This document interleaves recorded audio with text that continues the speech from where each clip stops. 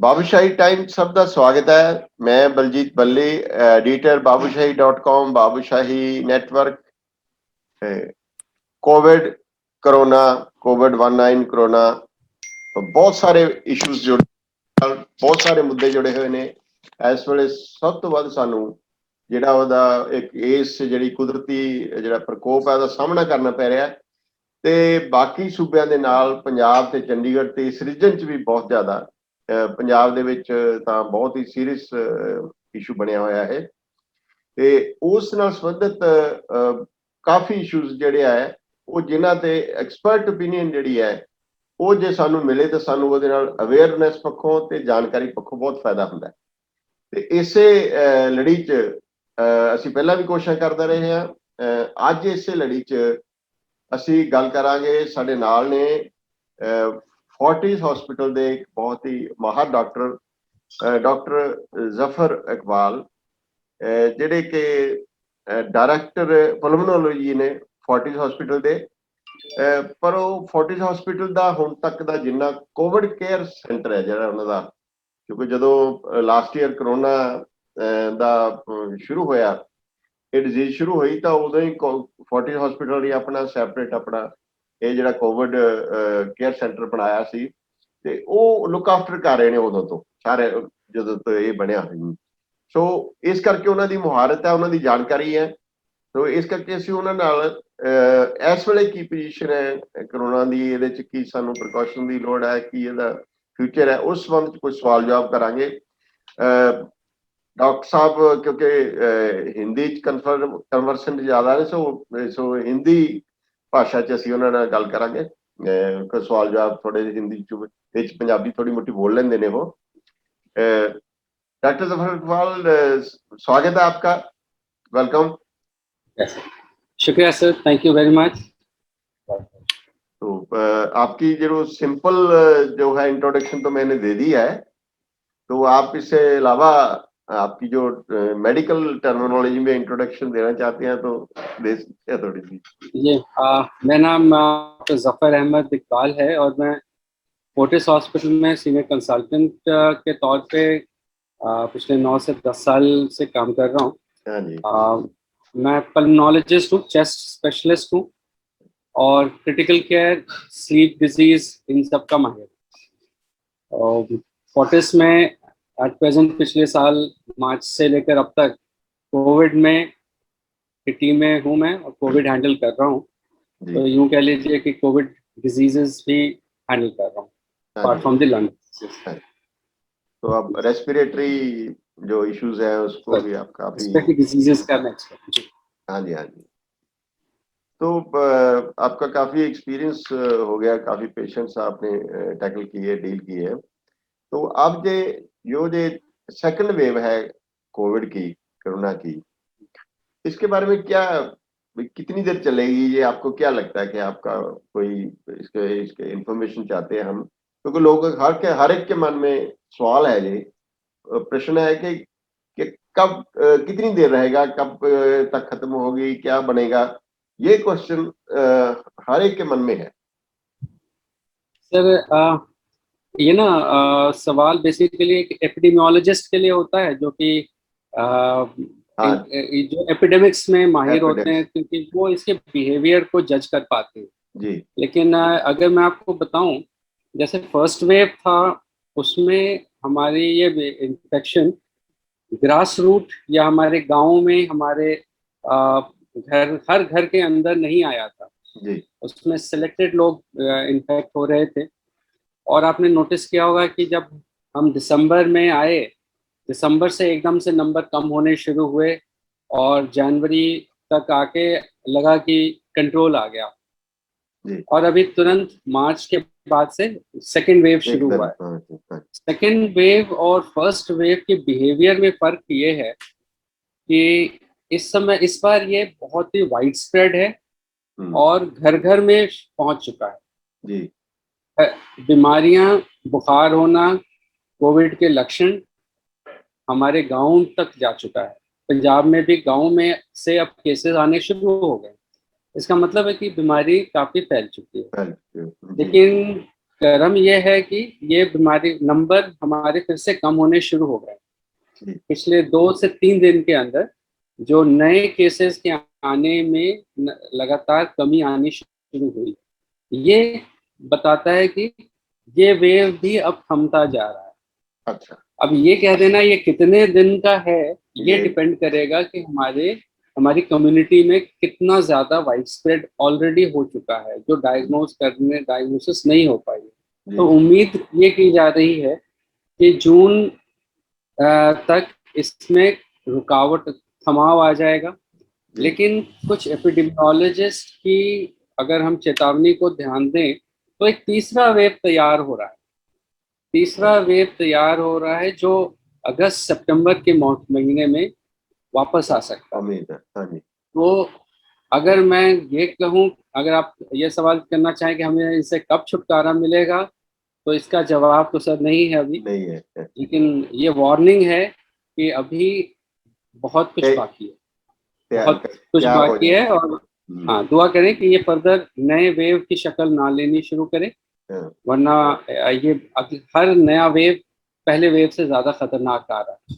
नहीं, ये बताइए कि वेव, जी फर्स्ट वेव, सेकंड वेव, इसका मतलब कोई वायरस जो है उसका वेरिएंट के हिसाब से आ रही है, या कोई और कारण है इसका सेकंड वेव और थर्ड वेव में? क्योंकि फर्स्ट और सेकंड में क्या फर्क है? मतलब इस हिसाब से कोई वेरिएंट अलग है या वायरस सेम सर। है? जी सर। सर फर्स्ट वेव और सेकेंड वेव में बिहेवियर का बहुत ज़्यादा फर्क है। पहले वेव में जब हमारे पेशेंट्स थे वो ज़्यादातर बुजुर्ग और जिनको कोमॉर्बिड कंडीशंस होती थी वो थे काफ़ी, और बीमारी इन्फेक्शन लगने के 7वें 8वें 9वें 10वें दिन आया करते थे। हाँ जी। ये बिहेवियर चेंज हो गया है। चेंज। और सेकेंड वेव में यंग लड़के बच्चे आ रहे हैं, यंग छोटे बच्चे भी आ रहे हैं, यंग हाँ जी। पॉपुलेशन भी आ रही है, जो 25-20 से 35 साल की उम्र वाले एज ग्रुप, जो एक्चुअल प्रोडक्टिव एज ग्रुप है, हाँ जी। उस हाँ जी। उम्र के भी लोग आ रहे हैं और काफी अग्रेसिव फॉर्म में आ रहे हैं। यानी कि 3-4 दिन के सिम्टम्स के साथ आ रहे हैं और आते ही उनके फेफड़े बिल्कुल खराब हो चुके होते हैं, वेंटिलेटर पे चले जाते हैं और उसमें से ज्यादातर मरीज नहीं बचा जा पाते। उनमें दूसरे कॉम्प्लिकेशंस आ रही हैं, जैसे कि हार्ट का इन्वॉल्व हो जाना, मायोकार्डाइटिस होता है उनमें, कुछ लोगों को ब्रेन अफेक्ट हो जाता है। तो इस बार काफी कॉम्प्लिकेटिंग पिक्चर के साथ ये बीमारी आई है, जो पहले वेव में इतनी ज्यादा नहीं थे, इक्के दुक्के केसेस दिखते थे। तो ये बिहेवियर जो बताता है कि ये डिफरेंट स्ट्रेन है, इसमें कोई शक व शुबा की बात नहीं है। पीजीआई ने अपने यहाँ से इसको टेस्ट करने के लिए बहुत सारे सैंपल टेस्टिंग कराई थी, उसकी जीन स्टडीज, और पता चला था कि वो डिफरेंट स्ट्रेन है जो पहले वेव में नहीं था। तो स्ट्रेन का डिफरेंस जरूर है, नया स्ट्रेन है, और जितना ज्यादा इसका साइकिल टाइम होता है, जितना ज्यादा ये बिहेव इन्फेक्शन फैलेगा, उतना ज्यादा म्यूटेशन होना पॉसिबल हो पाता है। तो ये भी मुमकिन है कि अगला जो हमें वेव आए खुदा न खास्ता, तो वो डिफरेंट स्ट्रेन का ही होगा। और जैसे जैसे नए नए स्ट्रेन आएंगे तो इनका बिहेवियर डेफिनेटली डिफरेंट होगा। डिफरेंट होगा। जी, तो इसलिए हमारी तरफ सबकी तरफ से वार्निंग यही आ रही है, जो एक्सपर्ट्स हैं उन्होंने वार्न यही किया है कि नए वेव के लिए हमें ज्यादा आगाह होना पड़ेगा। तो एक ये भी बोला जा रहा है कि नए वेव, जो तीसरा वेव है, उसमें इससे भी कम उम्र के जो लोग हैं, यंग बच्चों की हो बात। जाए, even बच्चे तक भी इफेक्ट हो सकते हैं, ये भी हाँ, बोला इस जा वेव रहा में भी बच्चे इन्फेक्ट हैं सर, इसमें भी छोटे बच्चे आते हैं, है। आते लेकिन हैं इसमें। छोटे बच्चों को यूजुअली सीरियस बीमारियां नहीं हो रही, नहीं। वो ठीक होके चले जाते हैं। माइनर सिम्टम्स होती हैं, सर्दी जुकाम वाले सिम्टम्स हो रहे हैं और वो ठीक हो जाते हैं, घर पे रह के भी इलाज और बिना इलाज दोनों के वो ठीक हो जाते हैं। लेकिन ये अभी पिछली बार बुजुर्ग थे, अब ये 30 से 40 एज ग्रुप वाले लोग अभी आ रहे हैं। हो सकता है अगली बार younger generation, younger age group भी आ जाए जो कि वेंटिलेटर्स पे जाने लगे, तो वो एक डरावनी सिचुएशन है। ये जो आप जो एक नया फिनोमेना सामने आ रहा है कि पोस्ट के कोविड जो कॉम्प्लिकेशंस हैं, तो मेरी टीम के भी एक जलंधर के रिपोर्टर थे हमारे, और भी जैसे के ठीक हो गए, नेगेटिव आ गया, वेंटिलेटर पे भी रहे और वार्ड में भी शिफ्ट हो गए। तो 2-3 दिन के बाद कॉम्प्लिकेशंस ऐसी हुई कि वो उनकी डेथ हो गई। ऐसे और भी केसेस में काफी हमें आ रहे हैं रिकॉर्ड पे कि पोस्ट कोविड जो कॉम्प्लिकेशंस है वो बहुत खतरनाक। उसमें क्या कोई जो मेडिसिन यूज हो रही है या उसका जो इंजेक्शन या स्टीरॉयड्स यूज हो रहे हैं उसका इम्पैक्ट है, या क्या है कि बाद में ठीक होने के बाद भी वो या तो लैप्स रिलैप्स हो जाता है या उनकी डेथ हो जाती है? सर, पोस्ट कोविड एक स्पेशल टर्म है, और ये हम तब कहते हैं जब हम ये कहते हैं कि आप कोविड से ठीक हो गए हैं और उसके बाद कुछ उसकी वजह से कुछ सिक्वेली रह गई है, उसकी वजह से कुछ कमी रह गई है, या उसके वजह से कोई कॉम्प्लिकेशन हो रहा है ना। अमूमन जो देखा जा रहा है, जो जिस सिचुएशन का आपने जिक्र किया, ये सिचुएशन है इमीडिएट कोविड के तुरंत बाद वाला सिचुएशन, जो कोविड के साथ साथ होता रहता है। अमूमन जो हम पेशेंट्स ट्रीट करते हैं कोविड के, उसमें स्टेरॉयड का इस्तेमाल काफ़ी होता है ना। स्टेरॉयड से की वजह से बहुत लोगों की जानें बच रही हैं, और अभी तक वर्ल्ड ओवर स्टेरॉयड एकमात्र इलाज है सीरियस बीमारी में, जिसको कि प्रूव किया गया है। तो हमें वो इस्तेमाल भी करना है, लेकिन इसका साइड इफेक्ट कई होती है कि हमारी इम्यूनिटी कम हो जाती है, हमें इन्फेक्शन लग जाता है, सेकेंडरी इन्फेक्शंस होते हैं। तो बहुत सारे मरीज तो सेकेंडरी इन्फेक्शन की वजह से कॉम्प्लिकेट कर जाते हैं, और वो टाइम भी ना पिक हो पाना, या कुछ ऐसा इन्फेक्शन लगना जो ड्रग रेजिस्टेंट होते हैं, जिसकी वजह से पेशेंट एकदम से कॉम्प्लिकेट कर जाते हैं। इनफैक्ट कई पेशेंट्स तो ओवरनाइट कॉम्प्लिकेशन में चले जाते हैं, जिनको drug resistant, multi drug resistant infections लगते हैं, और उनको कई दफ़ा बचाना बड़ा मुश्किल होता है। दूसरा पॉसिबिलिटीज ये होती हैं कि जब हमें कोविड होता है, निमोनिया, तो हमारे लंग्स को वो सख्त कर देता है, कमजोर कर देता है। हाँ जी। और ऐसे सिचुएशन में कई दफा लंग रप्चर होना शुरू हो जाता है, जी। इसको हम बायरोट्रॉमा कहते हैं, जैसे कि न्यूमोमीडियास्टिनम, न्यूमोथोरैक्स, मतलब ये हवा का इकट्ठा हो जाना फेफड़े के निकल के फेफड़ों के बाहर, और ये कई दफा जान पर इसकी वजह से जान जाती है। और कुछ बीमारियां, इनफैक्ट जो कॉम्प्लिकेशंस जो होती है, जैसे कि हमारी ब्लड गाढ़ा हो जाना। कोविड एक ऐसी बीमारी है जो ब्लड को बहुत गाढ़ा कर देती है। तो अगर हमारा हाइड्रेशन ठीक नहीं रहा, हमारी दवाइयाँ खून को पतला न रख पाई, या उतना पतला न रख पाई जितना कि हमें कॉम्प्लिकेशन, जितना कि कोविड की वजह से नुकसान कर हो रहा है, तो वैसे में खून के गाढ़े हो जाने से कई दफा लंग्स में क्लॉट्स बनते हैं, और वो, हाँ, वो जिंदगी का कारण बन जाती है, जिंदगी खत्म हो जाती है। तो इस तरीके से और भी कई कॉम्प्लिकेशंस होती हैं। ये कई दफा हार्ट पे इफेक्ट आ जाता है, कुछ लेट हार्ट, जिनको कोविड हो और उनका रिस्क फैक्टर्स हो, तो उनको हार्ट अटैक आ जाना, जो कॉर्नरी आर्टरी डिजीज होती है, अक्यूट कॉर्नरी सिंड्रोम हो जाता है, जैसे जो हार्ट अटैक जिसको हम कहते हैं कॉमन भाषा में, या हार्ट में मायोकार्डाइटिस होके हार्ट फेलियर हो जाता है। तो ये सारी कॉम्प्लिकेशंस पॉसिबल हैं। इस वजह से कोविड का हो जाना अपनी जगह है, कोविड से ठीक हो जाना अपनी जगह है, और कोविड के इफेक्ट से पूरी तरीके से निकल जाना, ये अपने में सबसे इम्पोर्टेंट है। तो ये कब तक खत्म होगा? ये लगभग 2 से 3 महीने का पीरियड होता है। If you are out of it totally, जिनको सीरियस कोविड हुआ हो, जो वेंटिलेटर पे गए हों, जो काफी दिनों तक अस्पताल में रहे हों, तो वो महीने, 2 महीने, 3 महीने तक बहुत ही हाई रिस्क सिचुएशन में रहते हैं। तो उनको इस बात का बिल्कुल मतलब नजदीकी से ध्यान रखना पड़ता है। हाँ, मुझे भी हुआ था, मुझे और मेरी वाइफ को, तो मुझे भी स्टीरॉइड्स लेने पड़े थे। तो उसके आफ्टर इफेक्ट्स काफी 2-3 महीने रहे, तो स्टीरॉइड्स लेने पड़े मुझे भी, क्योंकि 10-11 दिन वो टेम्परेचर नहीं खत्म हो रहा था। तो वहाँ सीटी स्कैन कराया तो लंग्स में थोड़ी सी इन्फेक्शन आई थी, तो स्टीरॉइड्स लेने पड़े थे मुझे काफी, उसका मतलब लेकिन बचत रही उसकी। तो स्टीरॉइड्स तो अल्टीमेटली लेनी पड़ते हैं, वो तो है ही।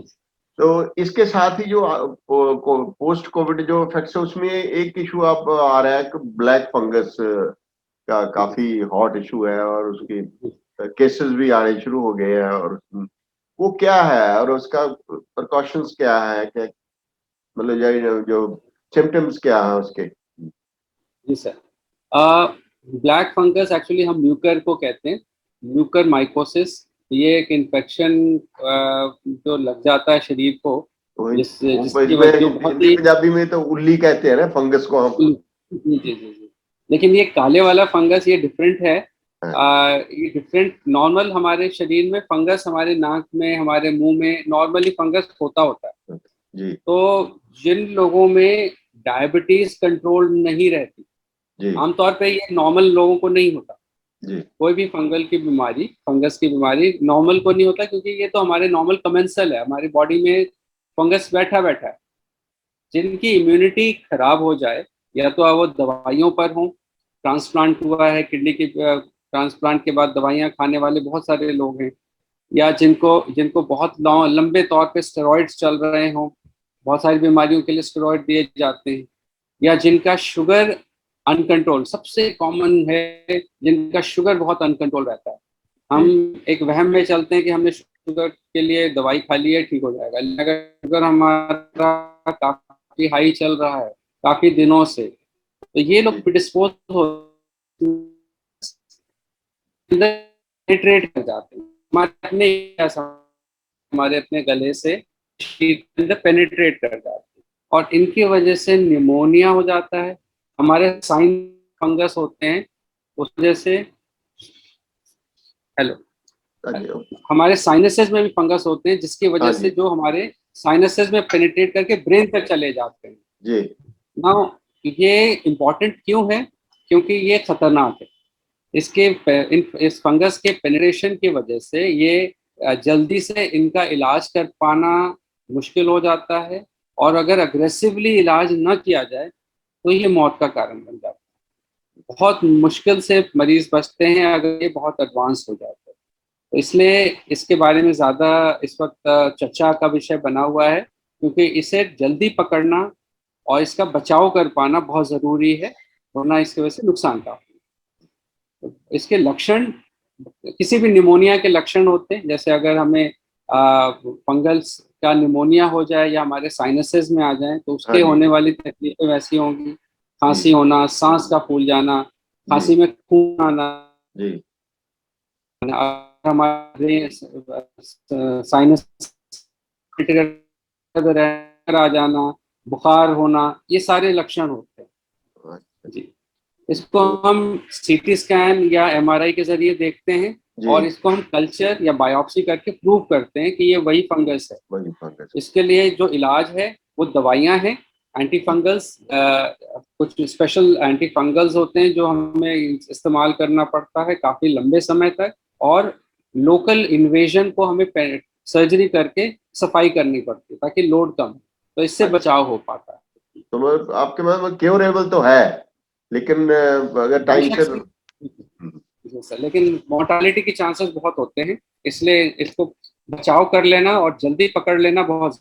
अच्छा, तो ये जो आपने जो डायबिटीज और उसका जिक्र किया, तो मैं थोड़ा सा उसके साथ जो आप वैक्सीनेशन का इशू एक सवाल करना चाहता हूँ कि जो डायबिटिक पेशेंट है या हार्ट पेशेंट है उनके लिए जो वैक्सीनेशन है वो क्या सेफ है, क्या वो कर सकते हैं या करना चाहिए उनको, और पर्टिकुलरली जो थोड़े से एज्ड है लोग हैं जो।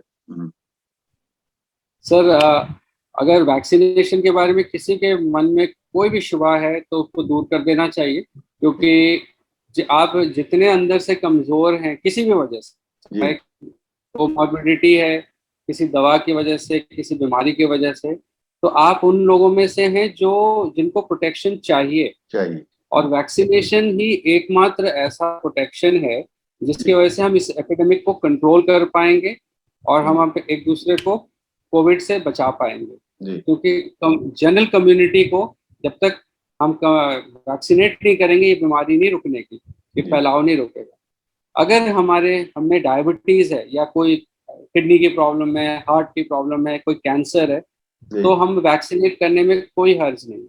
जी हमारी वैक्सीनेशन के लिए, कोविड वैक्सीनेशन के लिए सिर्फ एक दो शर्तों का ध्यान रखना जरूरी है। वो ये कि हमें किसी दवा की, किसी खाने की चीज की, स्पेशली प्रोटीन, एग प्रोटीन की एलर्जी ना हो। एलर्जी ना। अगर हमें एलर्जी है तो वैक्सीनेशन के होने से हमें एलर्जिक रिएक्शन की पॉसिबिलिटी रहेगी। जी। That is the only thing.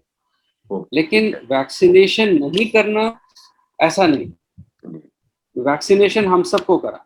जी। अच्छा, आखिर में आप ये जो फोर्टिस हॉस्पिटल का सिस्टम है आपका, जो वहाँ आपका काफी एक्सपीरियंस हो गया है, कि अब तक क्या एक्सपीरियंस रहा है कि फोर्टिस हॉस्पिटल में जो पेशेंट आते हैं तो कितने पेशेंट को आप डील कर चुके हैं, और आपका अरेंजमेंट कैसा है वहाँ, कैसे आप इनको सेपरेट जो किया हुआ आपका, तो अरेंजमेंट कैसा है वहाँ? सर, हमने फोर्टिस में लास्ट ईयर से ही एक सिस्टम बना लिया। जैसे जैसे केसेस शुरू हुए, हमने हमारा एक्सपीरियंस बनता गया। हमने फोर्टिस के में इमरजेंसी के थ्रू एक बाहर से ही कोविड का को रिसीव करना और उनको हैंडल करने का प्रोसेस तैयार कर लिया, ताकि वो जनरल पब्लिक के साथ मिक्सअप ना हो। हमने फ्लू क्लिनिक एस्टैब्लिश कर लिए ताकि ओपीडी में हमारे कोविड पॉजिटिव पेशेंट्स जो सस्पेक्टेड हैं वो ना जाएं, और उनको स्क्रीन करके हम इमरजेंसी के थ्रू डिविएट कर लें, उधर से रूट कर लें। जी तो पेशेंट्स को आइडेंटिफाई करके इमरजेंसी एरिया में हम उनको एक पेशेंट जो हमारे नर्सिंग स्टाफ हैं, हमारे डॉक्टर्स हैं जो पीपी में होते हैं, वो उनको इंटरेक्ट करते हैं, उनके अटेंडेंस फैमिली से हिस्ट्री लेते हैं और उनको बाहर से ही इवेलुएट कर लेते हैं। हम उनको सबको अंदर बिठा के नहीं रखते, क्योंकि नेचुरल है हमारा स्टाफ भी इन्फेक्ट होगा। जो जी गाड़ियों में होते हैं उनको गाड़ियों में तब तक रखते हैं जब तक कि हम एक एक करके अंदर ना लें। सबको जी अंदर लाके बिठाने का काम नहीं करते, जितने बेड्स हैं उतने करते। बारी बारी से उनकी जांच होती है, और जी जो कंफर्म होते जाते हैं, जो घर भेजे जाने लायक होते हैं, उन्हें वहीं पर इलाज देकर, दवाइयां बताकर घर भेज दिया जाता है। जो कैटेगरी 1 के पेशेंट होते हैं, L1 के लायक होते हैं, उनको हम घर पे भेज देते हैं।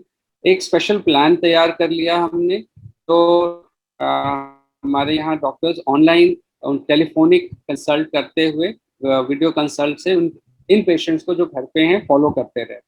जी किसी को कॉम्प्लिकेशन होती है तो हम उनको वापस हॉस्पिटल बुलाते हैं। जो L2 और L3 के लायक पेशेंट होते हैं, उनको भी हम ऐसे ही सेग्रीगेट कर लेते हैं, और डिपेंडिंग ऑन बेड हम सीधा वहां से वार्ड में, जहाँ पे हमने बेड तैयार किए हैं L2 के, और जो आईसीयू एरियाज हैं जहाँ पे हमने L3 लेवल के पेशेंट्स के लिए तैयारी करी है, वहां पे हम शिफ्ट कर लेते हैं।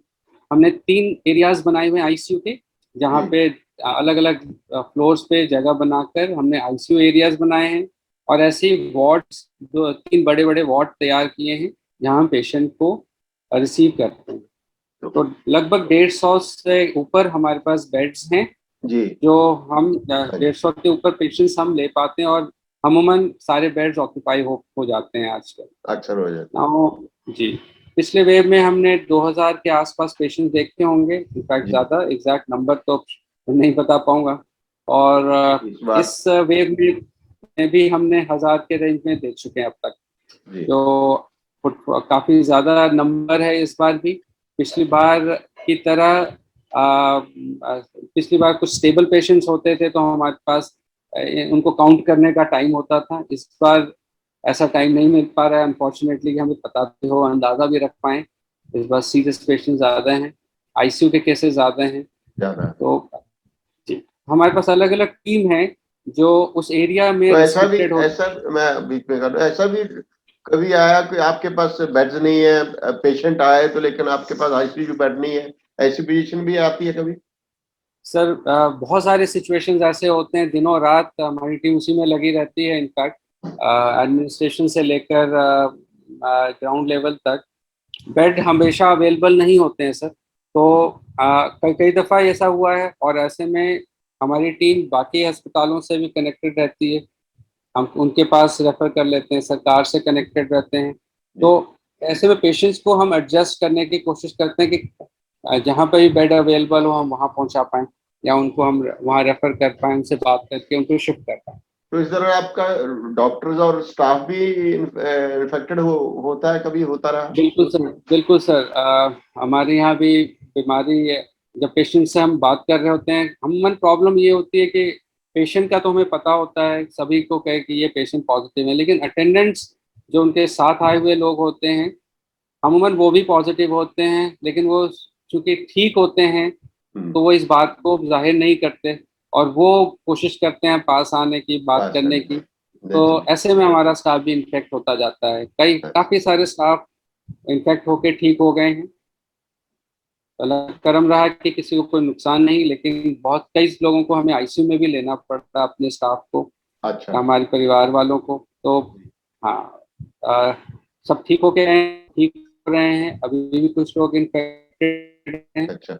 लेकिन ये सिलसिला पिछले साल से ही चल रहा है, लेकिन सब ठीक है। बहुत शुक्रिया डॉक्टर जफर। ये डॉक्टर जफर हैं जिन्होंने पूरी जानकारी दी। आपका बहुत शुक्रिया। उम्मीद है कि जो हमारे व्यूअर्स हैं उनको काफी अवेयरनेस के एंगल से इनकी जो बातों से कुछ काफी अच्छी जानकारी मिली होगी और जिसका हमें फायदा होगा इसको कोविड को फाइट करने के लिए। बहुत शुक्रिया। Thank you so much sir, आपसे कनेक्ट होने का बहुत बहुत। ਲੇਟੈਸਟ ਨਿਊਜ਼ ਦੇ ਲਈ ਸਾਡੇ ਚੈਨਲ ਨੂੰ ਸਬਸਕ੍ਰਾਈਬ ਕਰੋ ਤੇ ਸਾਡੀ ਲੇਟੈਸਟ ਵੀਡੀਓ ਦੀ ਨੋਟੀਫਿਕੇਸ਼ਨ ਦੇ ਲਈ ਬੈਲ ਆਈਕਨ ਦਬਾਉਣਾ ਨਾ ਭੁੱਲਿਓ।